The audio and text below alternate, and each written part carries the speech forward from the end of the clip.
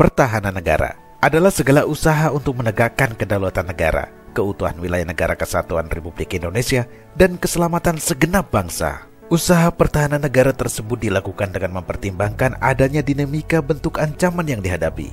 Perkembangan lingkungan strategis senantiasa membawa perubahan terhadap kompleksitas ancaman, baik ancaman militer maupun ancaman non-militer. Bagian dari ancaman non-militer itu terkait budaya dengan targetnya adalah kesadaran manusia.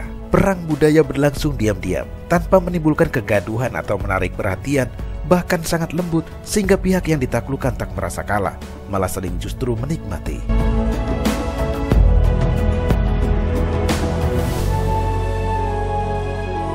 Dalam perang kebudayaan, suatu negara berusaha memasukkan unsur budayanya kepada negeri yang diserangnya. Mereka menanamkan keinginan dan kepentingannya jauh di lubuk jiwa bangsa yang dijadikan targetnya. Sudah pasti, ada kepentingan dan keinginan yang hendak diperoleh. Samuel P. Huntington dalam bukunya yang berjudul The Clash of Civilization menjelaskan bahwa suatu ketika akan datang masa di mana kebudayaan-kebudayaan yang satu akan saling bersaing dengan kebudayaan-kebudayaan yang lain. Persaingan ini akan menyebabkan benturan-benturan kebudayaan. Akibat dari benturan ini ialah munculnya suatu kebudayaan pemenang, yang artinya kebudayaan-kebudayaan lain yang mengalami kekalahan akan tersingkir, bahkan terhapus dari muka bumi. Dengan kata lain, perang kebudayaan melahirkan sang pemenang yang akan menjajah bangsa lain dengan budayanya. Perang kebudayaan dilakukan berdasarkan dua pilar yang patut kita perhatikan dengan seksama, yaitu menggantikan budaya setempat dengan budaya asing, serta melakukan serangan budaya terhadap nilai-nilai penyangga negara dan bangsanya dengan berbagai cara dan sarana.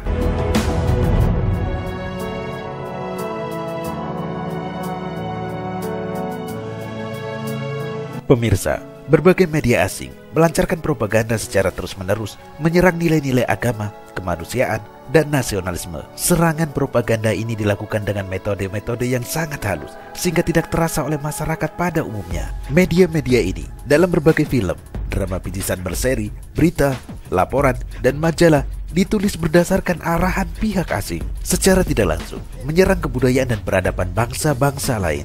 Dampaknya, generasi bangsa tenggelam dalam budaya mereka, merasa minder jika tidak mengikuti gaya hidup mereka, kurang yakin terhadap produk-produk dalam negeri, dan belum afdol jika belum berkunjung ke negara mereka. Secara tidak langsung, membuat kita masuk ke perangkap sistem mereka, bergantung kepada mereka, kurang produktif, dan cenderung konsumtif. Perang kebudayaan lebih menyerupai bom kimia yang meledak di kegelapan malam, yang tak seorang pun merasakannya. Namun, setelah ledakan itu terjadi beberapa saat, niscaya kita menyaksikan banyak orang yang wajah dan tangannya terluka parah.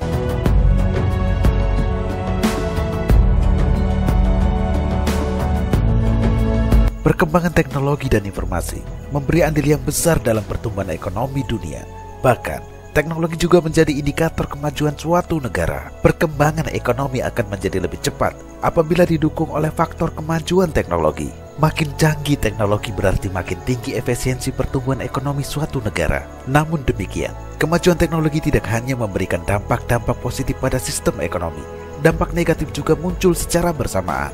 Dimanapun saja teknologi itu masuk ke suatu negara, secara otomatis budayanya pun turut masuk ke dalamnya. Kita dihadapkan pada dua pilihan: menerima teknologi dengan segenap budaya yang dikandungnya, atau sama sekali menolak secara mutlak teknologi berikut budayanya. Minimnya pengetahuan juga menjadi pemicu akulturasi kebudayaan yang melahirkan jenis kebudayaan baru. Masuknya kebudayaan baru tersebut tanpa disaring oleh masyarakat dan diterima secara mentah. Akibatnya, kebudayaan asli masyarakat mengalami degradasi yang sangat luar biasa. Di Jepang, kendati secara terbuka menerima masuknya budaya asing, namun mereka tetap menjaga dan mempertahankan adat istiadat, nilai-nilai ketimuran, serta budaya bangsanya. Dengan begitu, masyarakat Jepang mampu mencapai kemajuan yang luar biasa pesatnya.